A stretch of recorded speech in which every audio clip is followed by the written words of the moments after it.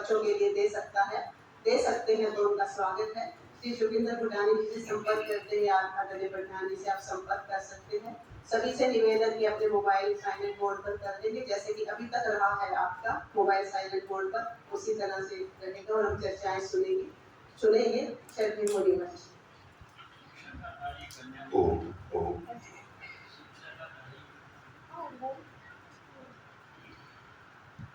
मेरी ध्वनि यदि किन्हीं को ठीक से सुनाई नहीं दे रही हो तो हाथ खड़ा कर देंगे।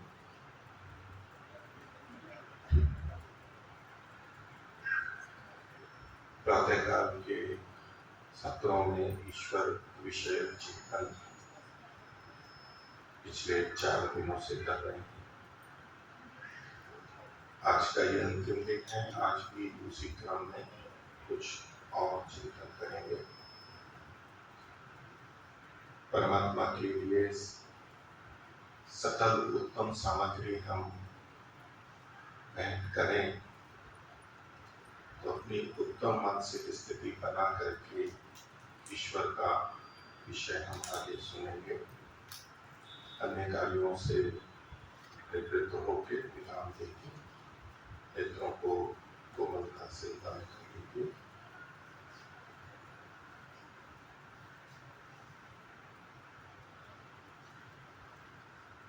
अंतर्मुखी होते हुए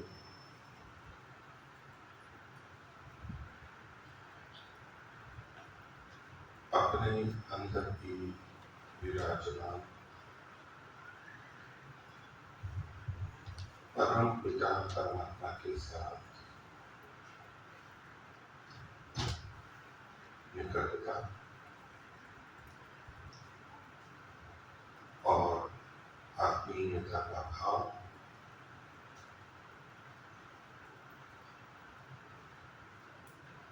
प्रभु के मुख्य वचनों को उच्चारण करेंगे। श्वास भरिए।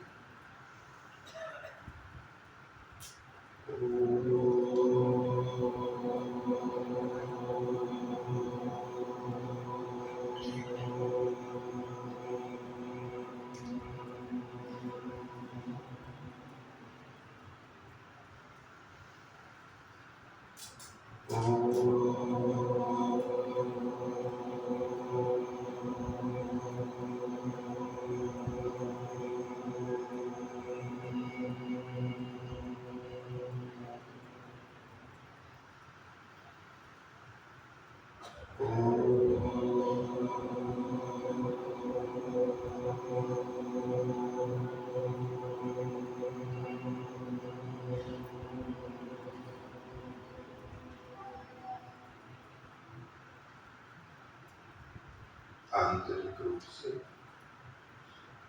ईश्वर से संबद्धता बनाए रखते हुए धीरे से नेत्रों को खोल लीजिए।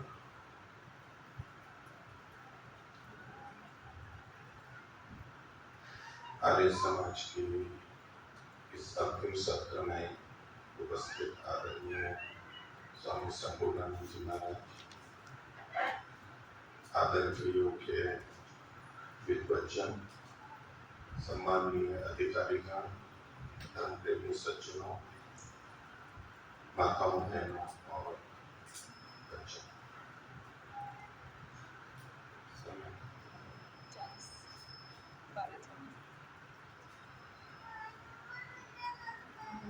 ईश्वर को मानने वाले संसार में बहुत अधिक लोग हैं। जानते जितना भी हों, लेकिन मानने वाले और ईश्वर से प्रार्थना करने वाले, ईश्वर की उपासना करने वाले बहुत लोग। महर्षि दयानंद जब आए तब भी बहुत थे, प्रतिशत बहुत। महर्षि दयानंद का समस्त प्रयास सच्चे शिव की खोज में निकला और सच्चे शिव को बताने में निकला। परमात्मा का शुद्ध स्वरूप हम मानवों को प्राप्त हो सके और अशुद्ध स्वरूप को स्वीकार करते हुए हम परमात्मा की अवहेलना, उपेक्षा और अपमान न करें। इसी के लिए महर्षि दयानंद जैसे ईश्वर भक्त के प्रयास। पिछले दिनों से हम एक एक बिंदु पे देख रहे थे, परमात्मा, सत्य, चित, आनंद और निराकार। ये 4 बिंदुओं पे पीछे 4 दिन चर्चा की। अगला शब्द मैं दे रहा हूं, बहुत परिचित है। निराकार के बाद में महर्षि ने बताया सर्वशक्तिमान। हमारा प्रयास ये हो कि हम इसको शुद्ध रूप में माने, समझें, शुद्ध रूप में उससे प्रार्थना करें और शुद्ध उपासना करें।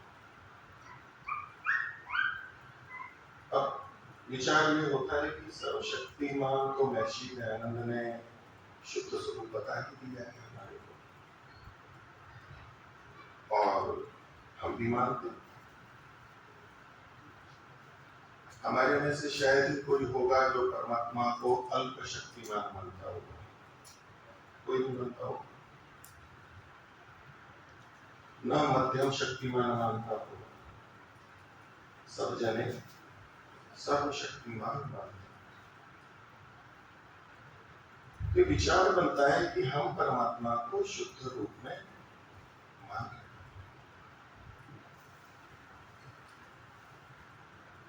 जो परमात्मा को सर्वशक्तिमान मानता है वो परमात्मा को शुद्ध रूप में मान रहा है। आए ना बोलिए, मैं बीच बीच में कुछ पूछता रहूंगा। जो परमात्मा को सर्वशक्तिमान मान रहा है वो परमात्मा को शुद्ध रूप में मान रहा है। परमात्मा को शुद्ध रूप से स्वीकार करना कितना आवश्यक है कि हमारे यहाँ पर हम सबसे अधिक एक मंत्र बोलते हैं। सबसे अधिक कौन सा मंत्र बोलते हैं? कौन सा बोलते हैं? गायत्री। और उसमें प्रार्थना क्या की गई है? धियो यो नः प्रचोदयात्, हमारी बुद्धियों को उत्तम गुणकर स्वभाव में प्रेरित करो। ये तो कोई प्रार्थना। और हमें करना क्या होता है इसके लिए?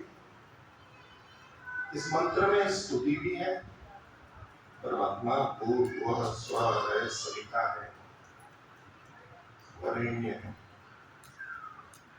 प्रार्थना भी की गई है। और हमें क्या करना है, यानी उपासना के रूप में भी यहाँ पर एक शब्द है,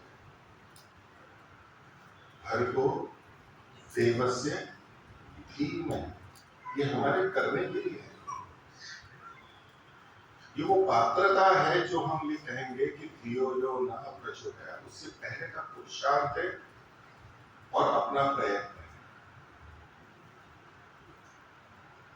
भर्गो देवस्य धीमहि, देव को परमात्मा है, हमें उसको धारण करना है। क्या धारण करना है उसको? भर्गः, उसके शुद्ध स्वरूप को धारण। ये हम बहुत कह देते हैं कि गायत्री मंत्र का जप करो, बुद्धि की वृद्धि होती है, बढ़ती है। सब जगह हमें परिणाम दिखाई नहीं देते। कुछ जगह एकाग्रता के कारण बुद्धि बढ़ती दिखती है, थोड़ा शांत हो जाता है तो बुद्धि बढ़ती दिखती है। लेकिन जिस उत्तम गुणकर्म स्वभाव की यहाँ पर प्रार्थना की गई है वो बहुत कम मिलता है।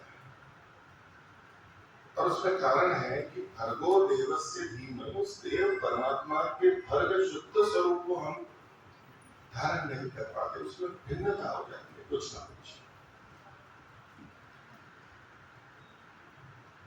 उदाहरण के लिए परमात्मा ने मंत्रों में शुद्ध स्वरूप बता दिया, महर्षि दयानंद ने बता दिया। इतने मात्र से हम संतुष्ट हो जाएं कि हम वेद की सन्निधि में आ गए हैं और महर्षि दयानंद जैसे शुद्ध भाष्य हमारे को मिल गए हैं, जीवन हमारा कृतकृत्य हो गया। स्वामी जी की भाषा में कहें तो हम दुर्लभ प्राणी बन गए। स्वामी जी प्रतिशत बता देते हैं वेद का पढ़ने वाले हम एक दुर्लभ प्राणी बन गए और बड़े विशिष्ट प्राणी बन गए, मनुष्य बन गए। उदाहरण के लिए समझें कि यदि हम शुद्ध भोजन करना चाहते हैं, उद्देश्य है शुद्ध भोजन करना, हितकारी, अपना हित करने के लिए, और हमें शुद्ध भोजन मिल गया है, तो क्या शुद्ध भोजन मिलने से 100% बात सिद्ध हो जाएगी कि हम शुद्ध भोजन कर लेंगे? हाँ या ना? भोजन शुद्ध मिल गया है, बनने से संबंधित सब चीजें, उगाया भी शुद्ध है, बनाया भी शुद्ध है, बर्तन भी शुद्ध है। इतने से हम शुद्ध भोजन करने वाले होंगे या नहीं भी हो सकते? हो जाएंगे? नहीं भी हो सकते। क्यों नहीं हो सकते? भोजन तो शुद्ध है। अब यदि देने वाले के हाथ अशुद्ध हैं और लेने वाले, खाने वाले के हाथ अशुद्ध हैं, हमने धो नहीं रखा और उस भोजन को हमने ठीक से चबाया नहीं है, भोजन की जो विधि है एकाग्रता से तन्मय होकर खाना वो नहीं किया है, और लोभ, क्रोध, द्वेष आदि से युक्त होकर के हमने भोजन किया है, तो भले ही देने वाले ने शुद्ध भोजन दे दिया हो, हम शुद्ध भोजन कर रहे हैं ये नहीं कहा जा सकता। ये तो हमारे लिए कृपा है कि वेद आज भी उपलब्ध है और महर्षि दयानंद के शुद्ध भाष्य भी उपलब्ध है, बहुत कृपा है, कोई संदेह की बात नहीं है। लेकिन ये इस बात का निश्चय नहीं है कि हम शुद्ध भोजन कर रहे हैं। सर्वशक्तिमान शब्द को लेता हूं, जो अगला शब्द है। मैंने आपसे पूछा कि जो ईश्वर को सर्वशक्तिमान मानते हैं तो वो शुद्ध मानते हैं? अब इस पर विचार है। कितने भी मत संप्रदाय हैं, सभी सर्वशक्तिमान मानते हैं परमात्मा। अब मैं कुछ कुछ बातें बोलूंगा, थोड़ा उत्तर देते जाइए और थोड़ा हम विचारते जाएंगे। एक प्रश्न खड़ा होता है, लोग तर्क वितर्क करते हैं कि यदि परमात्मा सर्वशक्तिमान है तो अपने को मान सकता है? हाँ या ना? नहीं मान सकता। तो नहीं मान सकता तो सर्वशक्तिमान था, और मार के अपने को उत्पन्न कर सकता है? नहीं कर सकता। तो सर्वशक्तिमान कैसे हो? ये प्रश्न खड़ा हो जाए। तो परमात्मा फिर या तो मानो सर्वशक्तिमान है, अथवा ये मानो कि परमात्मा अपने को मार नहीं सकता। तो नहीं, ये तो नहीं कर सकता। क्यों नहीं कर सकता? ये तो असंभव बात है। परमात्मा तो नित्य है, अपने को मारेगा भी कैसे? नित्य तो वस्तु नष्ट ही नहीं होती। तो परमात्मा को हमने सर्वशक्तिमान माना, लेकिन इसमें से थोड़ा सा परिष्कार हमने कर दिया कि सर्वशक्तिमान का ये अर्थ नहीं है कि वो कुछ भी कर सकता है। कुछ भी यानी कुछ भी, कोई चीज नहीं बची है जो ना कर सके। अब ये विचार ईश्वर के सर्वशक्तिमत्ता को मानने की शुद्ध रूप की तरफ जा रहा है। ये तो शब्द तो बहुत बोलते हैं सर्वशक्तिमान है, तो हमें ये समझ में आता है इससे बिंदु, एक उदाहरण है, ऐसे बहुत उदाहरण ले सकते हैं। लोग बोलते हैं क्या परमात्मा ऐसा पहाड़ बना सकता है जिसको वो उठा ना सके? महर्षि दयानंद ने संकेत दे दिए हैं हमारे को।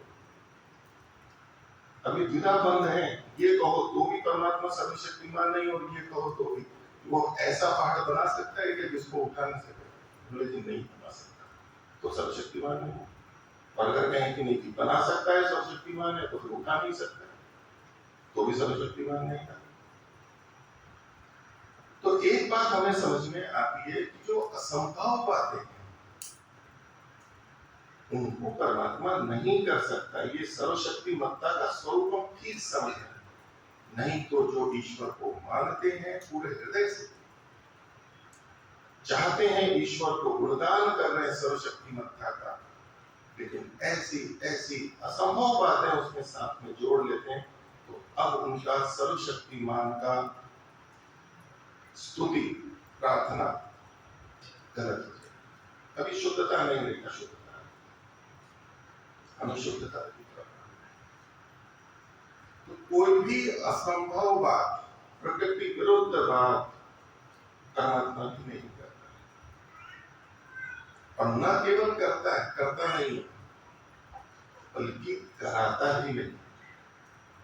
न करता है और न कराता है, और न उसका अनुमोदन करता है, उसका समर्थन भी नहीं करता।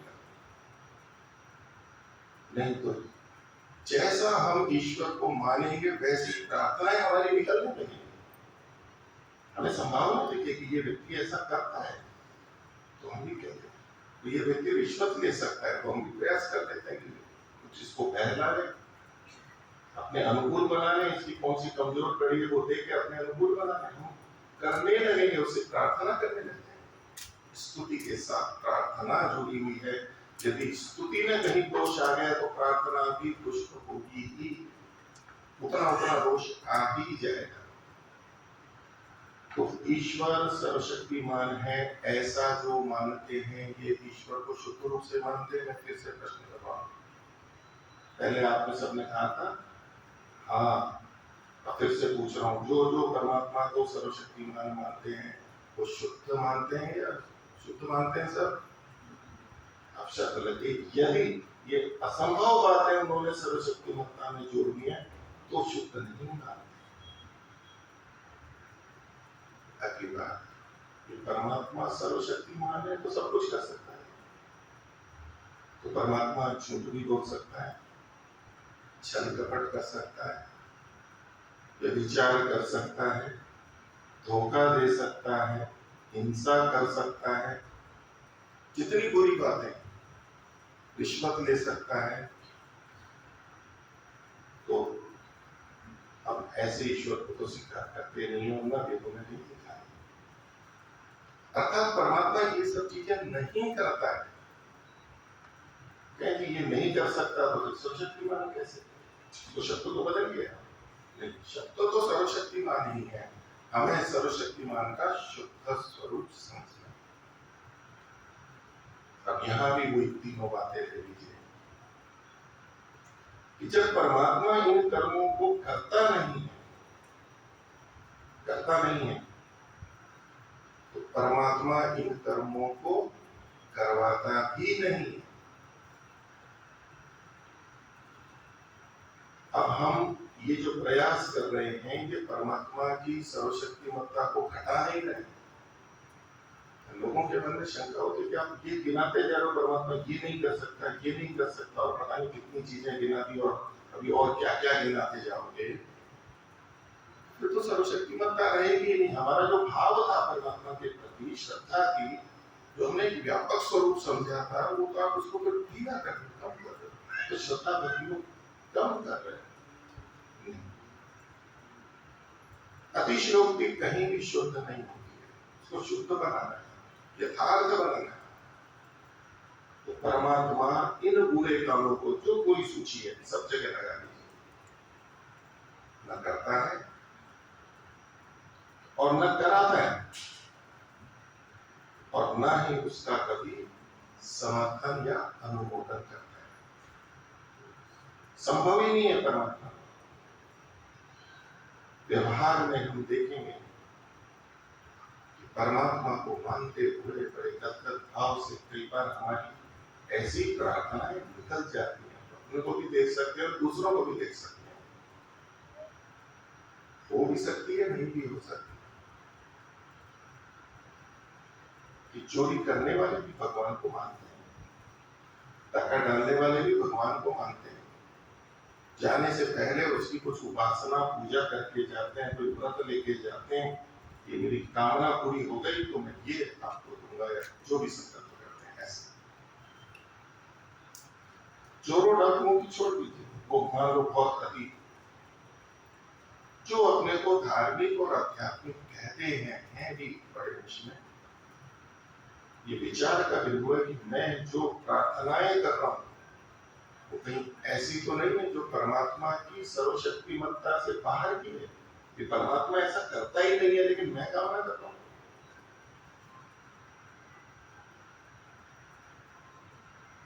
अब जो परमात्मा को ऐसे शुद्ध रूप में स्वीकार करेगा, भर्गो देवस्य धीमहि शुद्ध रूप को स्वीकार करेगा,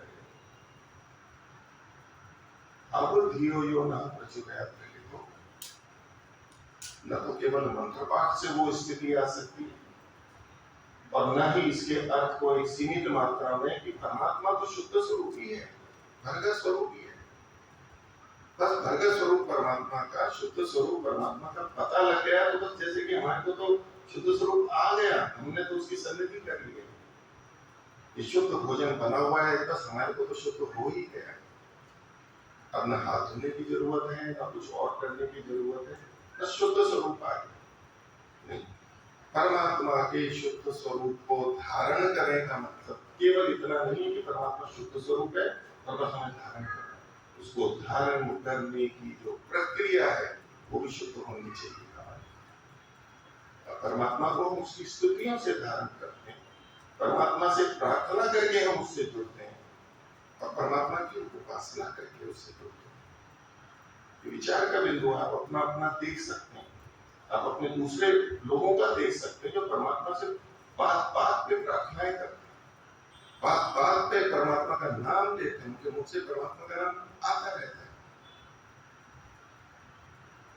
शुद्धता है या नहीं है ये देखने की बात है। जितने भी ये बुरे कर्म परमात्मा उनको करता नहीं और जो इनको करता है वो परमात्मा नहीं हो सकता कभी भी, और जो इन बुरे कर्मों की के लिए प्रेरित करता है, करवाता है, जिसने ऐसे बुरे कर्म करने के लिए विधि कर रखी है वो भी परमात्मा नहीं हो सकता। और परमात्मा बुरे कर्म में कभी भी सहायता नहीं करता। हम अपने आस्तिकों में अपने को टटोल सकते हैं, कितनी बार हम परमात्मा की सहायता चाहते हैं कि भगवान आप तो सर्वशक्तिमान है, मेरी सहायता कीजिए। जितने ऐसी विकट स्थितियों में हम प्रार्थना करते हैं सहायता की सर्वशक्तिमान की, उसमें से आप प्रतिशत देखेंगे तो बहुत कुछ अधिकांश वो स्थल होते हैं जब हमारे से त्रुटि या गलती हो जाती है और अब हमें आफत लगती है, हमारा अपमान हो जाएगा, दंड मिलेगा, हम वहां पर परमात्मा से प्रार्थना कर रहे होते हैं। ये हम तो अल्पज्ञ हैं, अल्पशक्तिमान हैं, वो तो सर्वशक्तिमान है, वो सहायता कर सकते हैं। अपना अपना मन टटोलने की बात है कि मैं परमात्मा को सर्वशक्तिमान और सहायक कृपालु मानते हुए मैं उससे कैसी प्रार्थना कर रहा हूं। अब जो व्यक्ति अपनी त्रुटि होने पर, दोष होने पर परमात्मा से बचने की प्रार्थना कर रहा है, उसका उत्तम गुणकर्म स्वभाव में प्रेरणा कैसे होगी, उसको गायत्री मंत्र फलित कैसे होगा, धियो यो न प्रचोदयात् होगा कैसे? क्योंकि उसने भर्गो देवस्य धीमहि उसका शुद्ध स्वरूप तो धारण ही नहीं किया, धारण तो अशुद्ध स्वरूप कर रहा है। वो कि परमात्मा मेरी रक्षा कीजिए, मेरे से बड़ा बुरा कर्म हो गया है, लोगों को पता लग जाएगा तो मेरी प्रतिष्ठा चली जाएगी, मैं आगे से बहुत अच्छा काम करूंगा, मेरे आप कृपा कर दो, मैं आगे से कभी भी नहीं करूंगा, मेरे को इससे बचाओ। एक शुद्ध उपासक कभी भी ऐसी प्रार्थना नहीं करता, और यदि कर रहा है तो ये उसको उत्तम गुणकर्म स्वभाव में कभी नहीं ले जाएगा, वो अनुत्तम में ही लेकर के जाएगा, क्योंकि वो ऐसे ही परमात्मा को मान रहा है अशुद्ध रूप में, तो प्रार्थना भी अशुद्ध करेगा। ये ईश्वर भक्ति में नहीं आता है। परमात्मा से गलत कार्य के लिए सहायता की का कथन करना, ये परमात्मा का अपमान है, ये परमात्मा की उपेक्षा है, ये परमात्मा की अवहेलना है। एक बड़ा ही कोई निष्ठ, सत्यनिष्ठ, ईमानदार व्यक्ति या अधिकारी को उनसे कहे कि ये आप गलत काम कर रहे हो, मेरे से कह रहे, मेरे से गलत हस्ताक्षर करवा रहे, मेरे से ये गलत काम करवा रहे, वो कोई दूसरा उसको कहे, वो उसको अपना सम्मान समझेगा या अपमान? की देखो, मेरे से सहायता लेने आया, मेरे को सहायता करने का मौका मिला है, मेरे को बड़ा मान रहा है, तभी तो मेरे सहायता कर रहा हूँ, उसको बड़प्पन अनुभव करेगा, वो अपमान होता है। परमात्मा को यद्यपि अपमान नहीं होता है, वो अपमान का अनुभव नहीं करता है, लेकिन हम तो परमात्मा का अपमान कर ही रहे। तो परमात्मा का सर्वशक्तिमान रूप भी जो है सब कुछ कर सकता है, वो बुरे कर्मों को न तो करता है और न ही करवाता है और न ही समर्थन करता है। कितने लोग अपने अंदर प्रेरणा को लेते हैं कि परमात्मा ने मेरे को प्रेरणा दी, अंदर से प्रेरणा आई, सपने में प्रेरणा आई, उपासना के समय प्रेरणा आई, और प्रेरणाएं कई कैसी होती है, गलत प्रेरणाएं होती है, इसके साथ तो ऐसा कर दो, इसके साथ तो ऐसा कर दो, नहीं ये तो चलेगा। अंदर से आवाज आ रही है, अंदर से आ रही है, मतलब परमात्मा बोल रही है, मान के चलो।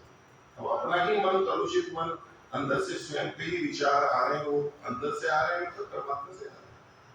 नहीं कि मैं बहुत ध्यान में बैठा हुआ था, बहुत एकाग्र अवस्था में था और अंदर से ये बात है।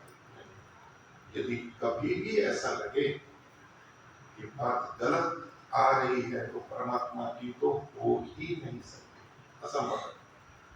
वो गलत बात करता है, न करवाता है और न उसका समर्थन करता है।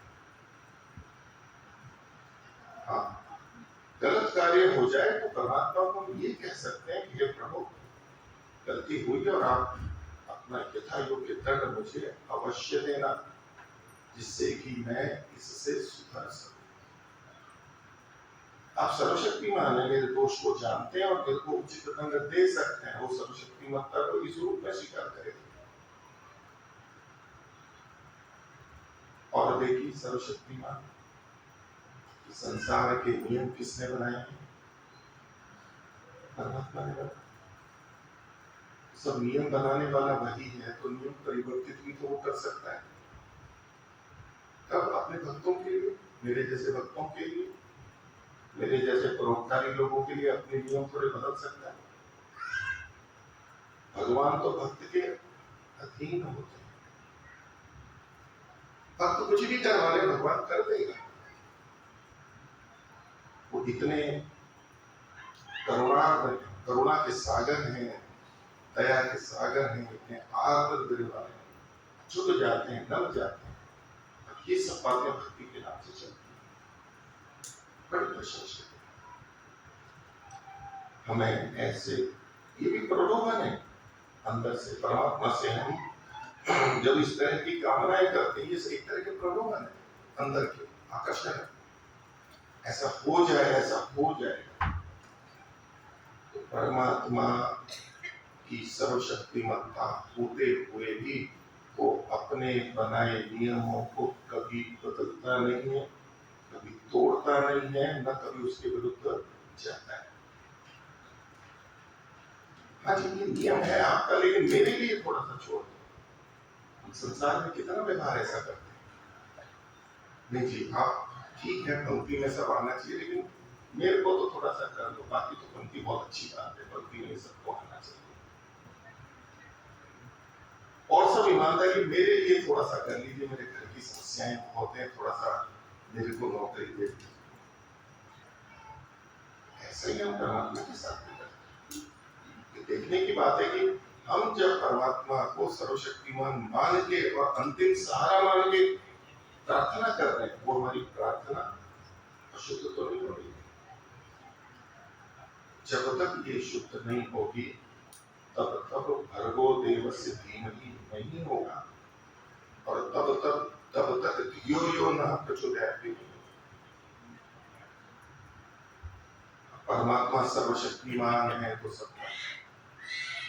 मैं फिर से पूछूं, जो व्यक्ति परमात्मा को ये कहता है कि परमात्मा सर्वशक्तिमान है, वो परमात्मा को शुद्ध रूप से मान रहा है? ऐसा व्यक्ति परमात्मा की शुद्ध रूप से प्रार्थना कर रहा है? हाँ, मैंने इतनी सारी चीजें बताई जो ये बताती है कि हम ये नहीं कह सकते गलत हो सकता है, हमें शुद्ध रूप को ले। इसको थोड़ा सा और आगे बढ़ा।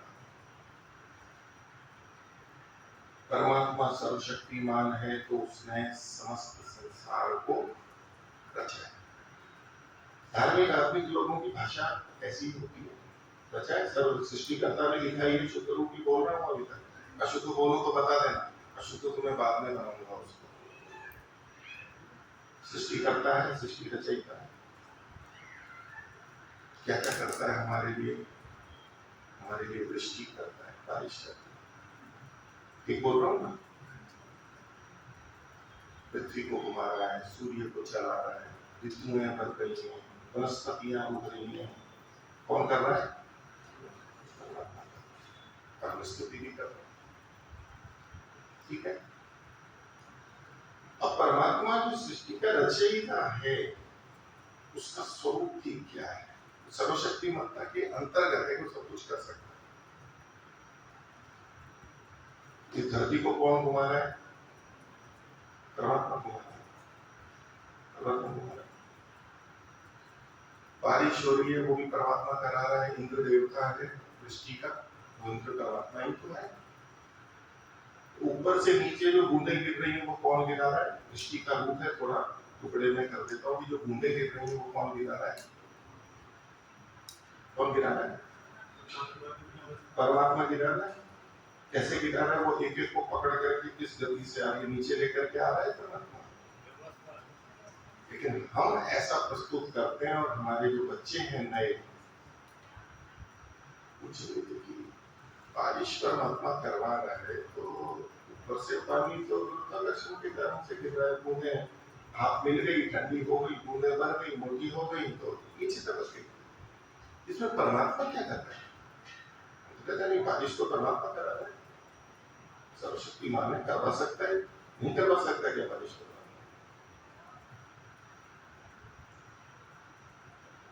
स्टीफन हॉकिंस एक बड़े वैज्ञानिक हुए, आपको देहांत हो गया। उनकी पुस्तक भी है ईश्वर को लेकर। उन्होंने आस्तिकवादियों पे ऐसे बहुत सारे प्रश्न किए। बोले कि आप जो कह रहे हो कि परमात्मा करा रहा है, ये तो प्रकृति के नियमों से हो रहे हैं।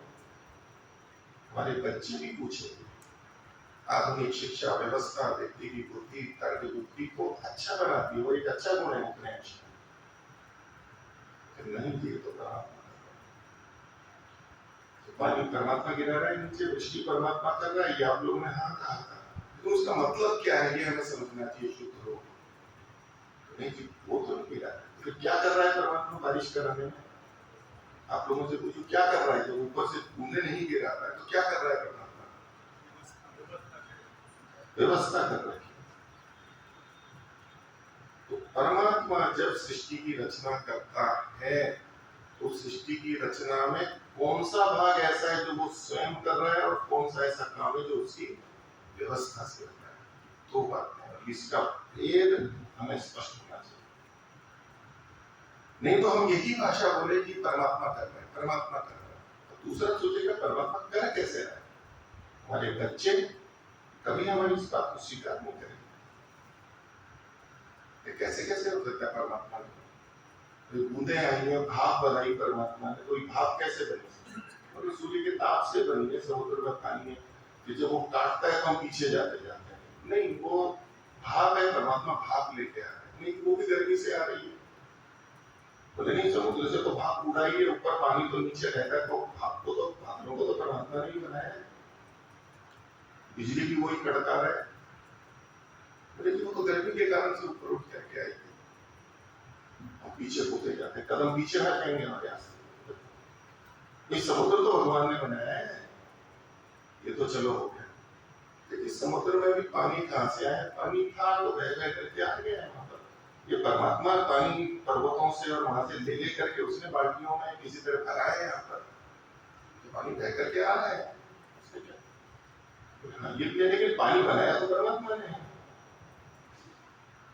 पानी बनाया तो परमात्मा ने, तो पीछे पीछे जाते जाएंगे, कदम हमारे पीछे हटेंगे। ये हमें परमात्मा सर्वशक्तिमान है, सृष्टि की रचना करता है, तो क्या चीज वो खुद करता है और क्या उसकी व्यवस्था से होती है। व्यवस्था से हो रही है तभी हम कह सकते हैं कि परमात्मा का कर रहा है, लेकिन हमारे अंदर ये समझ होनी चाहिए कि ये कार्य परमात्मा कर रहा है मतलब स्वयं कर रहा है, व्यवस्था से। मैं पूछ रहा था पृथ्वी को कौन घुमा रहा है? आदमी की कोई शक्ति नहीं है, धार्मिक व्यक्ति तो इसी भाषा में बोलता है, ईश्वर भक्त और सर्वशक्तिमान मानने वाला। किसी भी मनुष्य की शक्ति नहीं है कि पृथ्वी को घुमा सके, तो कौन घुमा रहा है? परमात्मा घुमा रहा है। तो क्या जैसे बूंद का मैंने प्रश्न किया था कि पृथ्वी को जितना जितना घुमा रहा है वही कर रहा है, परमात्मा कर रहा है, व्यवस्था से हो रहा है। आध्यात्मिक व्यक्तियों का उच्च वैज्ञानिकों से इसी बिंदु पर भेद होता है। वो कहते हैं कि यहाँ तो व्यवस्था दिख रही है, ईश्वर को मानने की आवश्यकता नहीं है। यहाँ पर हमें समझना होगा क्या चीज ईश्वर की व्यवस्था से हो रही है। व्यवस्था करना भी बड़ी बात है, वो भी सर्वशक्तिमत्ता में आता है। सर्वशक्तिमत्ता का ये अर्थ नहीं होता कि सब कुछ स्वयं ही कर रहा हो। हृदय कौन धड़कन है? हृदय कौन धड़कन है? हमारे भजन है, हृदय धड़कन है, परमात्मा करता है। न डॉक्टर ने बनाया, न माँ ने बनाया, न पिता ने बनाया, हृदय तो परमात्मा ने बनाया, वही धड़कन है। हमारे शरीर में रक्त संचार कौन कर रहा है? परमात्मा कर रहा है। नहीं तो क्या हो, हम प्राण ले रहे हैं, कोशिका कोशिका तक हमारे प्राण ऑक्सीजन नहीं पहुंचे। यही श्रृंखला पीछे पीछे है, क्योंकि रक्त संचार परमात्मा कर रहा है, तो हृदय क्या कर रहा है? हृदय तो चल रहा है, ठीक है, लेकिन हृदय को परमात्मा धड़का रहा है, इसलिए रक्त संचार हो रहा है। लेकिन हृदय को धड़काने वाले भी ये तंत्रिकाएं हैं जिससे यहाँ से इंपल्स आते हैं और प्रेरणा आती है, उससे धड़क रहा है।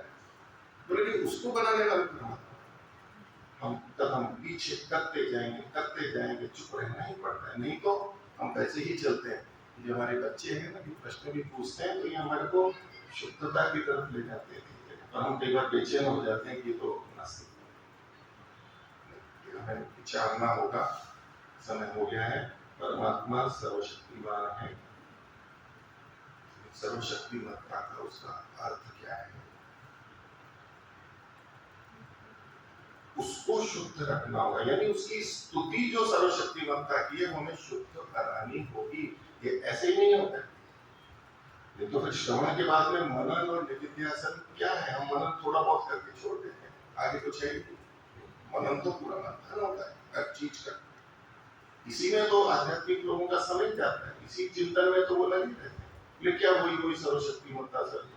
नहीं, सर्वशक्तिमत्ता पे जब विचार होता है तो उसकी व्यापकता होती है, उसमें सूक्ष्मता में जाता है।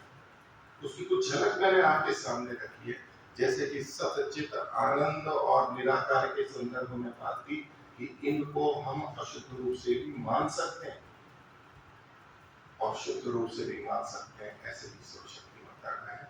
इस समय हो गया है, मैं अपने विषय को यही विराम देता हूँ। इस आयोजन के लिए मैं संस्था के सभी अधिकारियों और सहयोगी आप सभी का धन्यवाद करता हूँ।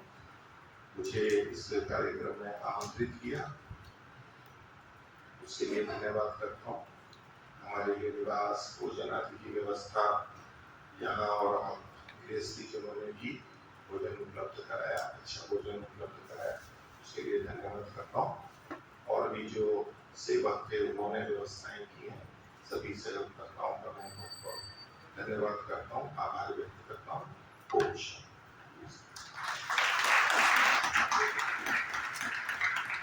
हम सब ईश्वर संबंधी चर्चा सुन रहे थे और इसमें